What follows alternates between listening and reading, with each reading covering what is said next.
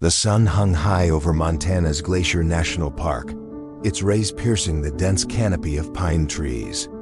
A glint of metal flashed in the midday light, catching the sharp eye of Park Ranger James Treadwell during his routine inspection of an abandoned bear den. For nearly a decade, Treadwell had tracked the migration patterns of black bears in this rugged wilderness, meticulously documenting their movements for the park's wildlife management program.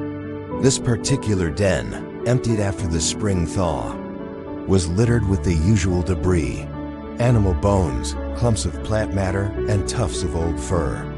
But something out of place lay half-buried beneath the detritus, a metallic shimmer that didn't belong. Treadwell crouched low, brushing away dirt with his gloved hand, and felt a chill race through him. His blood ran cold as he uncovered a small silver bracelet, tarnished but unmistakable. Tiny charms dangled from its delicate chain: a butterfly, a unicorn, and a heart engraved with the letter L. "Jesus Christ," Treadwell whispered, his breath forming faint clouds in the cool mountain air. He'd seen this bracelet before, not in person, but plastered across countless missing person flyers, news broadcasts, and search briefings. It belonged to Lily Morgan, a 3-year-old girl who had vanished without a trace during a family camping trip in this very park 4 years earlier. Lily's disappearance had sparked one of the largest search operations in Glacier National Park's history. Hundreds of volunteers, search dogs, and even military personnel equipped with thermal imaging had scoured the wilderness. They'd found nothing: no clothing fragments, no footprints, no sign of the little girl with blonde pigtails and a gap-toothed smile. Until now. Treadwell grabbed his radio, his voice tight with urgency. "This is Ranger Treadwell, at coordinate point 47-18-22. I found evidence related to the Morgan case." "Repeat, I found evidence related to the Morgan case. Need forensics team and law enforcement at my location immediately." Within hours, the quiet mountain clearing transformed into a bustling crime scene. Yellow tape cordoned off the area around the bear den. Montana State Police evidence technicians, clad in white Tyvek suits, meticulously documented, photographed, and collected every speck of soil and debris from the cavern. FBI Special Agent Diana Wells, who had been assigned to the case since its inception, stood at the perimeter, her expression grim as she watched the team work. "How far are we from the original campsite?" she asked Treadwell, who remained on site as the Park Service liaison. "About 8 miles as the crow flies," he replied, pointing northwest. "But it's rough terrain, steep ravines, dense forest, no established trails. Even an experienced hiker would struggle to make it through." "And a 3-year-old? Treadwell shook his head. "Impossible on her own." Detective Frank Mercer of the Montana State Police joined them, clutching an evidence bag containing the bracelet. "Preliminary field test confirms it's silver. Matches the description provided by the parents. That L charm is custom-made, according to their statement. No doubt it's hers."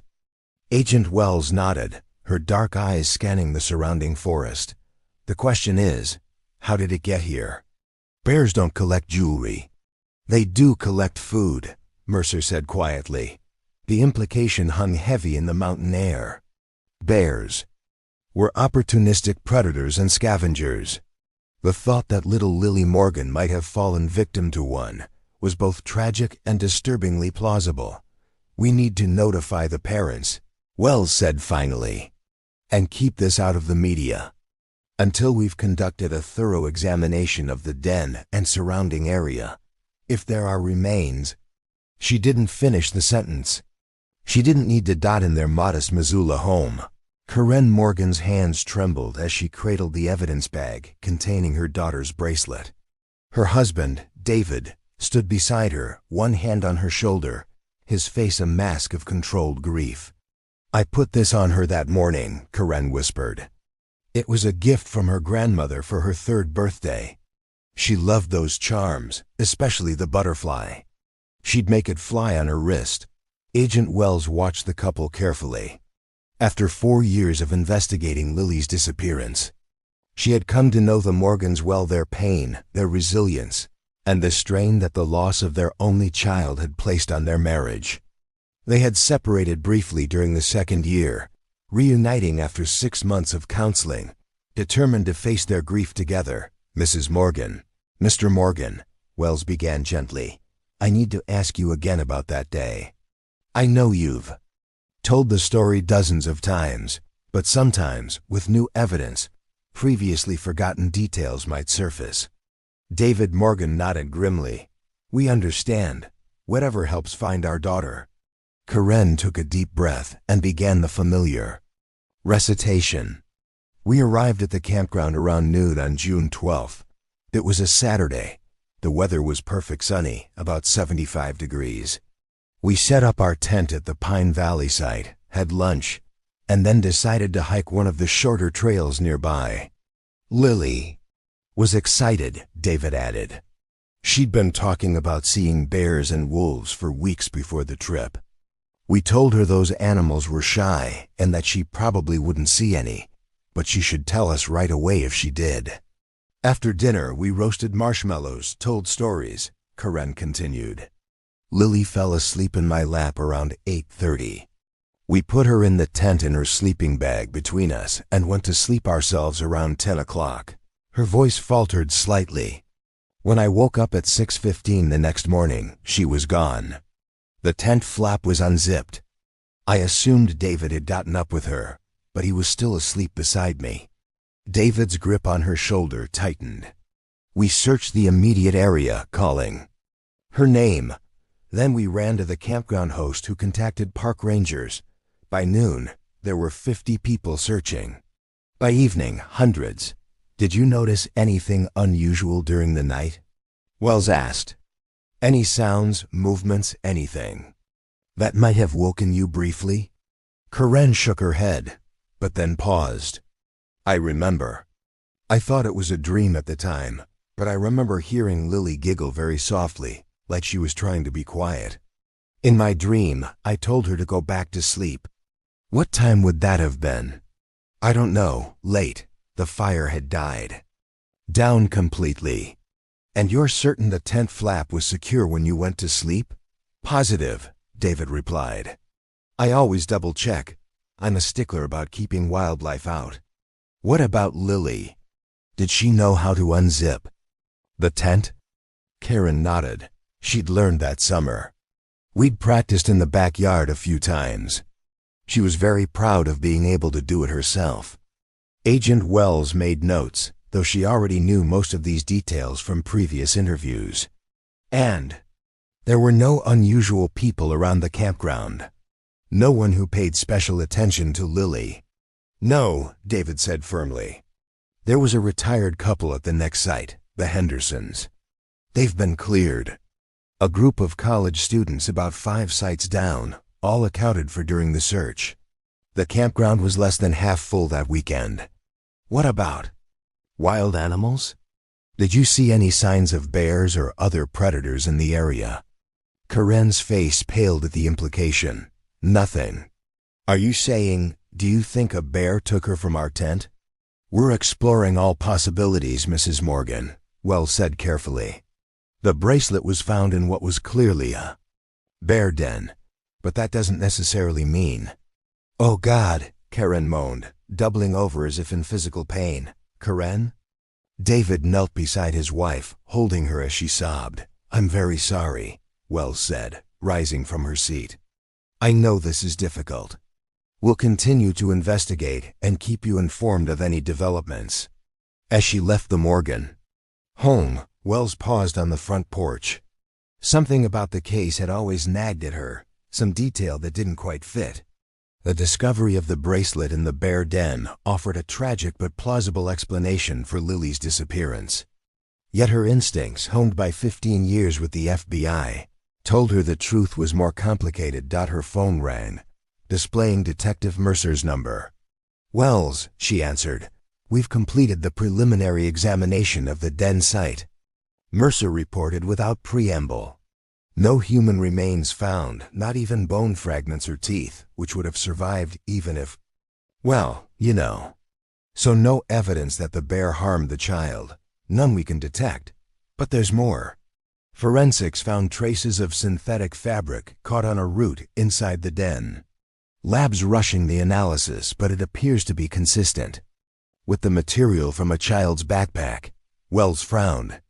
Lily wasn't carrying a backpack when she disappeared. Exactly. And one more thing. We found a small cache of items buried about 3 feet into the den.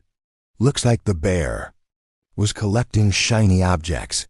There was the bracelet, a few soda can tabs, a small plastic toy, and this. She heard rustling paper over the line. A key, looks like a house key or maybe a padlock key. It's old, rusty, but definitely not something you'd find naturally in a bear den. Interesting, Wells mused. Bears don't normally cache items like that. No, they don't, which means either this bear has some very unusual behaviors, or someone placed those items in the den, Wells finished. I'm on my way back. The forensics lab at Montana State Police headquarters buzzed with activity as technicians processed evidence from the bear den. Agent Wells and Detective Mercer stood at a light table, examining photographs of the items recovered. The fabric is definitely from a child's backpack, said Dr. Eleanor Patel, the forensic analyst. Specifically, a Disney princess design popular about 4 to 5 years ago. We found traces of pink glitter embedded in the fibers. Any DNA? Wells asked. We're still testing, but preliminary results show multiple DNA sources. Human, definitely, but also animal, not just bear, but possibly canine as well. A dog? Mercer frowned. The Morgans didn't have a dog, and there were no reports of dogs at the campground that weekend. What about the key? Wells picked up the evidence bag containing the rusted key. It was small, the type used for a padlock rather than a door. Standard design, mass-produced, Dr. Patel said. Impossible to trace without a matching lock. But it's worth noting that the rust pattern suggests it was exposed to the elements for years before ending up in that den. Wells turned to Mercer. We need to expand the search area around the den. If the bear was collecting items, there could be more evidence nearby. Already on it, Mercer nodded. I've got teams mapping a grid pattern extending half a mile in every direction from the den site. And we need to revisit everyone who was in that area of the park 4 years ago, Wells added. Not just the campground, but hikers, park staff, anyone who might have seen something unusual. That's hundreds of people, most of whom have already been interviewed multiple times. I know, but now we have new questions to ask. As they left the lab, Wells's phone rang again. It was Ranger Treadwell. Agent Wells. Our team has been tracking the bear population in the area where we found the den. According to our records, that particular den has been used seasonally by a female black bear we've designated as F307. She's approximately 9 years old now and has been in that territory for at least 6 years. So she would have been there when Lily disappeared, Wells confirmed. Yes, but here's the thing. Our wildlife cameras have occasionally captured images of F307, and in the summer of Lily's disappearance, she had 2 cubs with her. Black bear mothers with cubs are extremely protective and territorial. They don't typically bring foreign objects into their dens, especially not items that would carry human scent. Are you saying the bear couldn't have taken these items to her den? I'm saying it's highly unlikely. Bears with cubs avoid human contact whenever possible. And if a bear did take a child, Treadwell's voice grew strained, there would be evidence. Blood, clothing, remains. The fact that we found none of that suggests something else happened to that little girl. Wells thanked him and hung up, her mind racing. If the bear didn't take Lily or her belongings to the den, then how did her bracelet end up there? Someone must have placed it there deliberately, but why and who? The Morgan case file filled 3 boxes in the state police evidence room. Wells and Mercer spent hours reviewing statements, Photographs, search patterns, and timelines from the original investigation. They spread the documents across a conference table, creating a visual map of the case. 4 years ago, we focused on 3 main possibilities, Mercer said, tapping different sections of their evidence board. 1. Lily wandered away from the campsite and got lost in the wilderness. 2. Wildlife encounter: bear, mountain lion, wolf. 3. Human abduction. The first scenario was always problematic, Wells noted. Even the most adventurous 3-year-old couldn't have traveled far enough on her own to evade the search teams. The terrain is too difficult, and children that age tend to follow paths of least resistance. The second scenario now seems unlikely, given the lack of remains at the den site, Mercer added, which leaves us with human intervention, Wells concluded. Someone took Lily from that tent. But who? And why leave her bracelet in a bear den years later? Wells studied the map of the search area. Let's approach this differently. The bear den is approximately 8 miles from the campsite. That's a long distance through difficult terrain. If someone took Lily, they either knew exactly where they were going, or they lived in the area, Mercer finished. Someone familiar with the backcountry who could navigate without trails. Are there any private residences within the park boundaries? No, but there are some in holdings and private cabins just outside the eastern border. Most are seasonal, used for hunting or vacation homes. Wells grabbed her jacket. Let's go talk to the locals. The eastern edge of Glacier National Park transitioned into national forest land, where a scattered collection of private properties nestled in the shadow of the mountains. Most were rustic cabins built decades ago, passed down through families or sold as recreational properties. The narrow dirt road wound through pine forest, occasionally revealing a driveway or mailbox marking human habitation. Wells and Mercer spent the day interviewing residents, showing photographs of Lily and asking about activity in the area 4 years earlier. Most were cooperative but had little useful information. Many weren't even in residence during the time in question.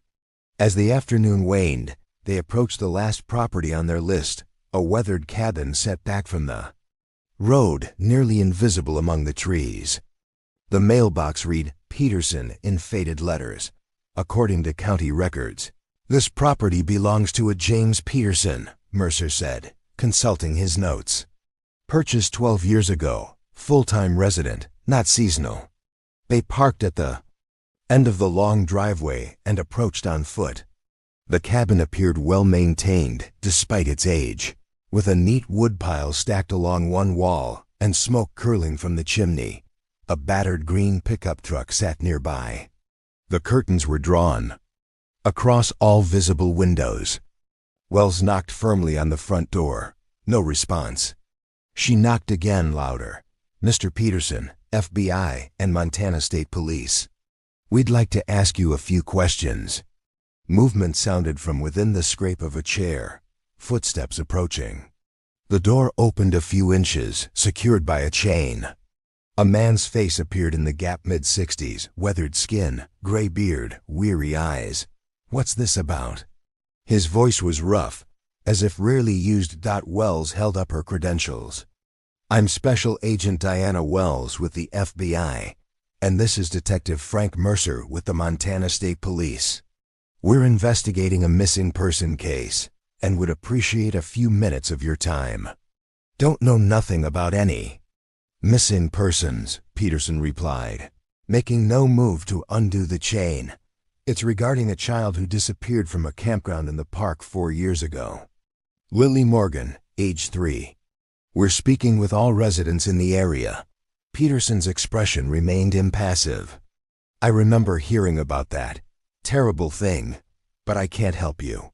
Were you in residence during June of that year? Mr. Peterson, I live here year-round, have for 12 years. Did you notice any unusual activity around that time? Unfamiliar vehicles? People in the area who didn't belong? No, his curt answers and unwillingness to open the door fully raised Wells's suspicions.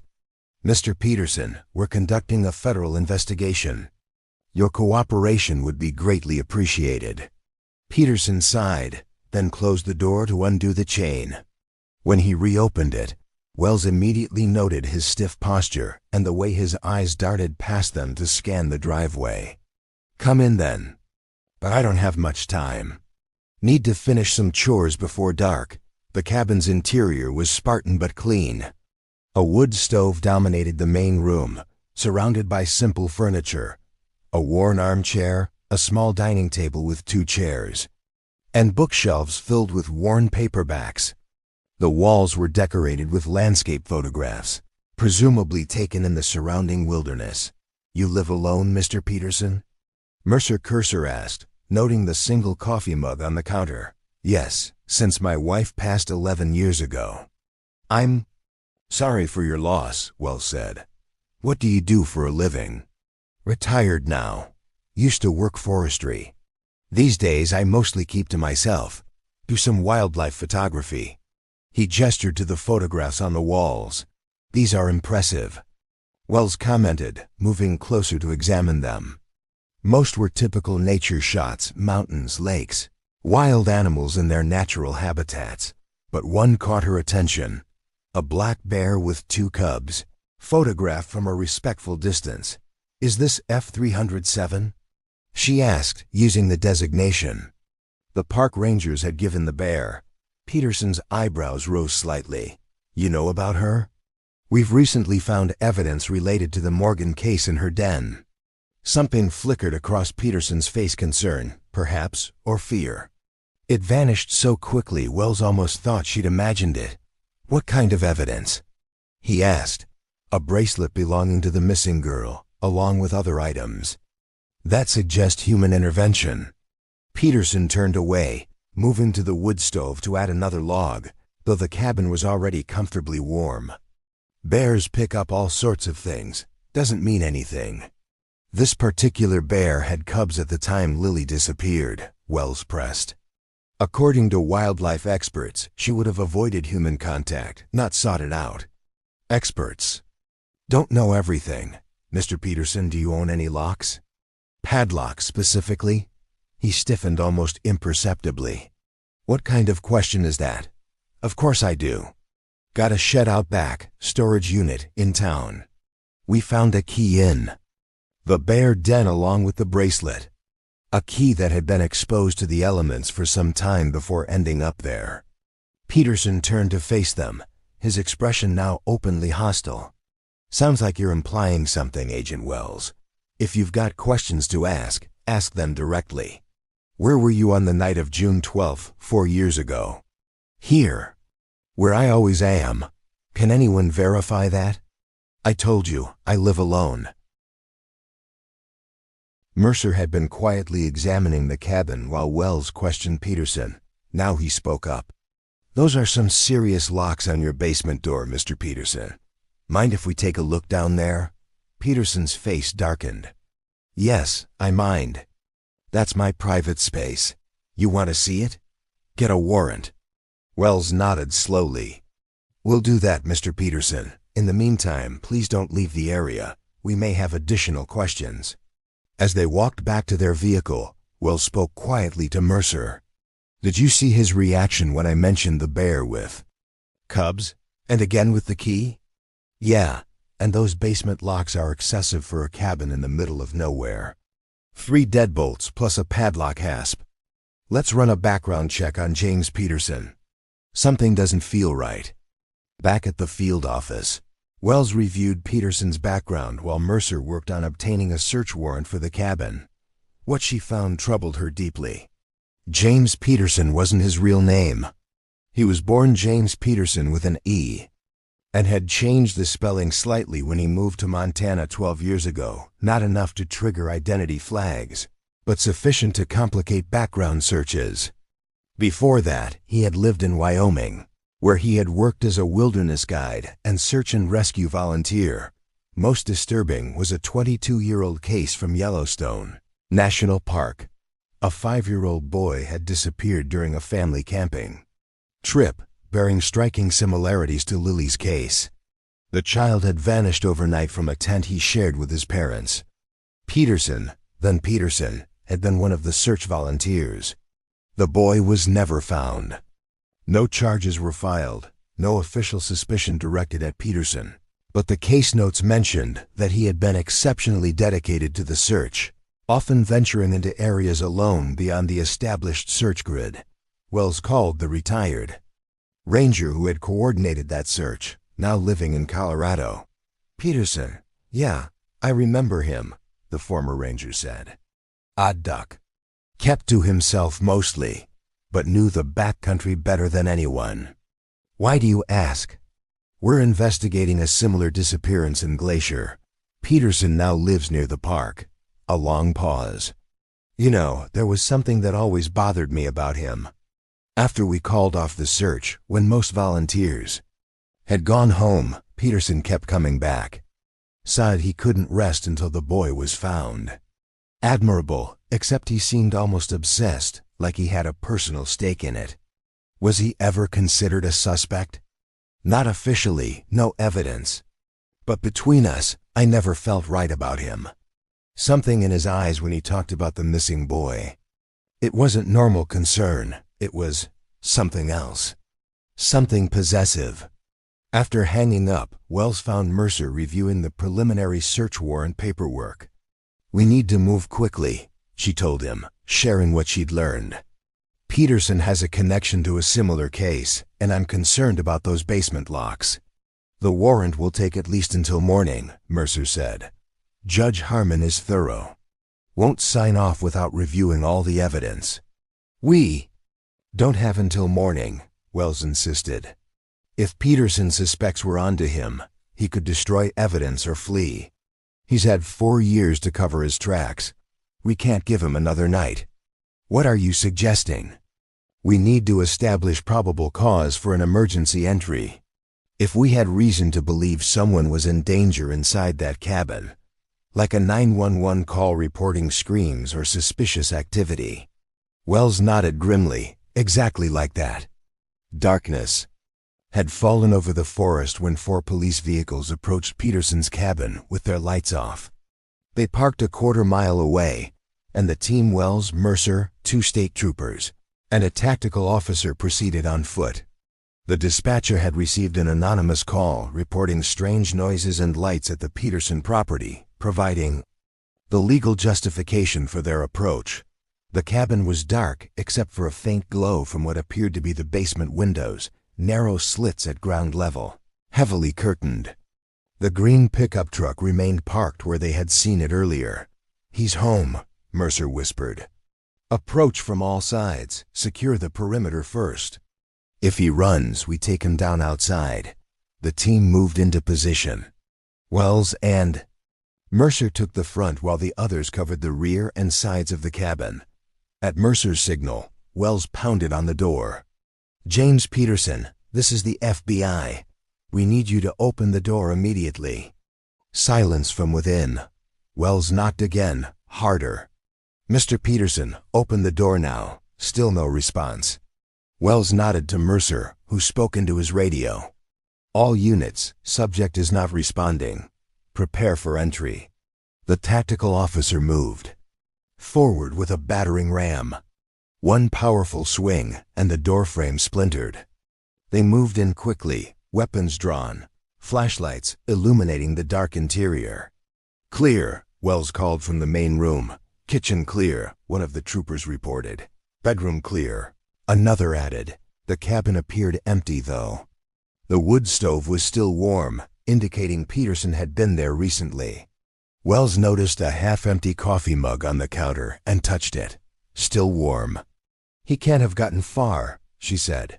"Check outside. He might be hiding in the woods." Mercer pointed to the basement door with its multiple locks. "All unlocked. He went out this way." They descended the stairs cautiously, weapons ready. The basement was larger than Wells had expected, extending beyond the cabin's footprint. Unlike the Spartan main floor, the basement was crowded with shelves, workbenches, and storage containers. One wall was dedicated entirely to photography equipment cameras, lenses, lighting rigs, and several high-end computers. "Look at this," Mercer called from a corner where he had discovered a hidden door behind a shelf. It opened to reveal a narrow tunnel, shored up with timber supports, leading away from the cabin. "An escape route," Wells said. "He knew we'd be back." As they prepared to follow the tunnel, a trooper called out from another section of the basement. "Agent." "Wells, Detective Mercer, you need to see this." They found him standing before a locked door, the only interior door in the basement, with a padlock. The hasp was new, the lock shiny. "Stand back," Mercer ordered, then fired a single shot at the lock, shattering it. The door swung open slowly, revealing a small room beyond. The walls were covered with photographs, hundreds of them, arranged in careful chronological order. They showed a child at different ages, from approximately 3 years old to what appeared to be current images of a 7-year-old girl. All featured the same subject, a blonde child with a familiar face, Lily Morgan. Growing up, "Oh my God," Wells breathed, but the room was empty. No child, no Peterson, just the photographic evidence of years of captivity. These were taken. "Here," Mercer said, pointing to background details that matched the cabin and surrounding forest. "He's had her all this time." Wells studied the most recent photographs, dated just days earlier. "She's alive. And if these are current, they can't have gone far." "The tunnel," Mercer realized. "He has a hiding place somewhere in these woods." They rushed back to the tunnel entrance. It was crude but effective, large enough for an adult to navigate in a crouched position. The tactical officer went first, followed by Wells and Mercer, with the troopers securing the cabin. The tunnel extended approximately 50 yards, emerging in a dense thicket of pine trees, well concealed from the cabin. Footprints in the soft earth indicated 2 people had passed this way recently, one large set, clearly Peterson's, and smaller prints that could only belong to a child. "There. Heading east," the tactical officer noted, examining the tracks with his flashlight. "Deeper into the national forest." "He's taking her to another hiding place," Wells said. "Call for backup. Search dogs, helicopters with thermal imaging. We need to find them before he disappears with her again." The search continued through the night, expanding outward from the tunnel exit. Additional law enforcement personnel arrived, along with park rangers familiar with the terrain. Search dogs picked up the scent trail, following it several miles into the forest before losing it at a fast-moving stream. At dawn, a helicopter with thermal imaging equipment detected a heat signature approximately 2 miles beyond the stream, too small to be an adult, but consistent with a child. It was inside what appeared to be a small cave in a rocky OUTCROPPING. Wells and Mercer, along with a tactical team, approached the location carefully. Peterson could be armed and was certainly desperate. The mouth of the cave was narrow, partially hidden by brush but clearly disturbed by recent activity. "James Peterson," Wells called out. "This is the FBI. We have the cave surrounded. Come out with your hands visible, silence from within. We know Lily is with you. Let her go, and we can resolve this peacefully." Still no response. Wells signaled to the tactical team to prepare for entry. But before they could move, a small voice called out from inside the cave. "He's not here. He left me." Wells froze, then approached the cave entrance slowly, holstering her weapon. "Lily, is that you?" "Yes, my name is Diana. I'm with the FBI. Your mom and dad sent me to find you." "Can you come out so we can see you?" "I can't. Daddy James said to stay hidden until he comes back. He said bad people would try to take me away." Wells knelt at the cave entrance, speaking gently. "Lily, I promise you're safe now. No one is going to hurt you. Your real mom and dad have been looking for you for a very long time. They miss you so much." Silence then. "Daddy James said my real mom and dad didn't want me anymore. That's why he saved me." That's not true, Lily. Your parents never stopped looking for you. They love you very much. After a long moment, movement stirred in the darkness. A small figure emerged cautiously into the dawn light. A thin girl with long blonde hair and weary eyes, wearing clothes too large for her frame. Despite the years that had passed, her resemblance to the photographs of 3-year-old Lily Morgan was unmistakable. Wells approached slowly, kneeling to Lily's level. "Hi, Lily. I'm so glad to meet you." The girl studied her face. "Are you really taking me to my mom and dad?" "Yes, I am. They've been waiting for you for a very long time." Lily glanced back at the cave, then toward the forest, as if expecting Peterson to appear. "Daddy James will be angry." "You don't need to worry about him anymore," Wells assured her. "You're safe now." As they led Lily to the waiting vehicles, Mercer coordinated the continued search for Peterson. "He can't have gone far on foot. We'll find him." Wells wrapped a blanket around Lily's shoulders. "First priority is getting her to safety and medical attention. Peterson won't get far. Every law enforcement agency in the state is looking for him now." While Lily underwent medical examination and psychological assessment at the hospital, Wells pieced together the story from the evidence found in Peterson's cabin and Lily's limited statements. Peterson had been stalking the campground that night 4 years ago. According to his own journals found in the basement, he had been watching Lily for 2 days before taking her, believing she was being neglected by her parents because they had momentarily lost sight of her at a picnic area the day before. In his twisted mind, he was rescuing her, not abducting her. He had lured her from the tent by showing her a small puppy, a stray he had found and trained specifically for this purpose. The giggle Karen Morgan remembered hearing was real. Lily had been delighted by the puppy and willingly followed Peterson. From the tent, he had taken her directly to his cabin, where a specially prepared room in the basement became her prison and home for the next 4 years. The bear den connection was Peterson's attempt at misdirection. He had deliberately placed Lily's bracelet and other items in the den to suggest she had been taken by wildlife, hoping to end the search permanently. The backpack fabric had come from a bag he had purchased for Lily, discarding pieces of it. In the den along with the bracelet, most disturbing were the photographs documenting Lily's captivity. Peterson had created an elaborate fantasy world, telling Lily her parents had abandoned her and that he had saved her from the wilderness. He called himself Daddy James and constructed a narrative that positioned him as her protector against a hostile outside world. Over time, Lily had accepted this reality, too young to remember much of her life before the abduction. 4 days after the raid on Peterson's cabin, a park ranger on routine patrol discovered his body in a remote area of Glacier National Park. He had died from a self-inflicted gunshot wound, leaving behind a rambling 12-page letter that alternated between justifying his actions as saving Lily and expressing regret that he couldn't protect her from being found.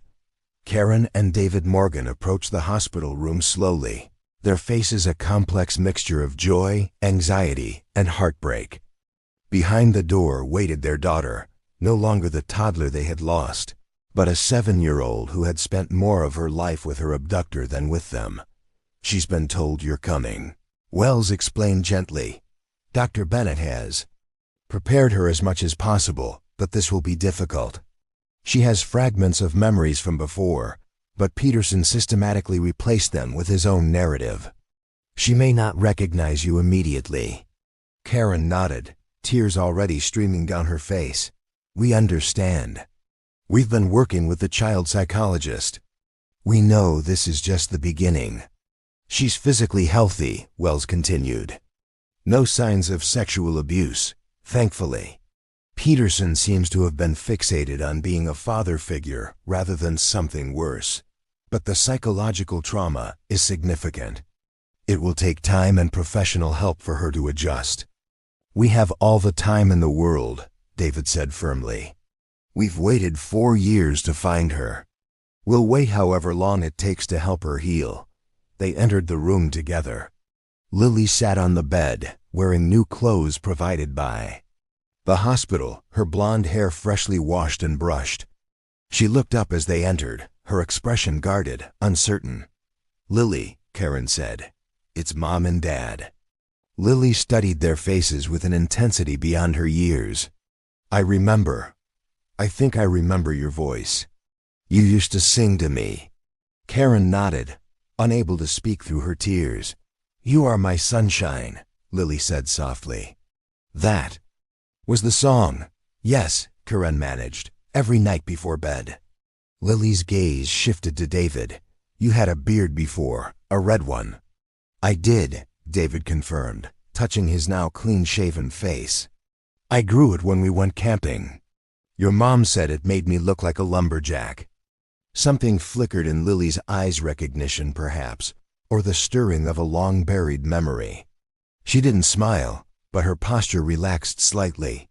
"The doctors say I can go home soon," she said tentatively. Is that where we're going?" "Yes, sweetheart," Karen replied, taking a careful step closer. "We've kept your room just the way it was. Your stuffed animals are still there, waiting for you." Lily considered this. "Daddy James said you didn't want me anymore. That you left me in the woods on purpose." Karen and David exchanged pained glances. "That wasn't true, Lily," David said gently. "We never stopped looking for you, not for one day." "We love you more than anything in the world," Karen added, "and we missed you every single minute you were gone." Lily didn't respond immediately. She reached for a small stuffed dog on the hospital bed, a therapy toy provided by the child psychologist, and held it against her chest. "Can I bring this with me?" she asked finally. "Dr. Bennett said I could keep it." "Of course," Karen said. "You can bring anything you want." Lily nodded, clutching the toy tighter. I think I'd like to go home now." 6 months later, Agent Wells sat across from Dr. Rebecca Bennett in the psychologist's office, reviewing Lily's progress. "She's doing remarkably well, all things considered," Dr. Bennett explained. "Children are incredibly resilient, and Lily had the advantage of being very young when she was abducted. Her attachment to her real parents wasn't completely severed, just suppressed." "Has she spoken more about her time with Peterson?" Wells asked. "Yes, though carefully. Within the structured therapy environment. She's able to distinguish now between Daddy James and her real father. She understands that what Peterson did was wrong, though she still struggles with some confusion. He wasn't physically abusive, which complicates her feelings about him. Stockholm Syndrome? A form of it, yes. Peterson created an isolated world where he was her protector, provider, and sole human connection. Breaking that conditioning takes time, but she's making progress every day." Wells nodded, making notes for her final case report. "And the Morgans?" "They've been exemplary," Dr. Bennett said warmly. "Attending every therapy session, following all recommendations.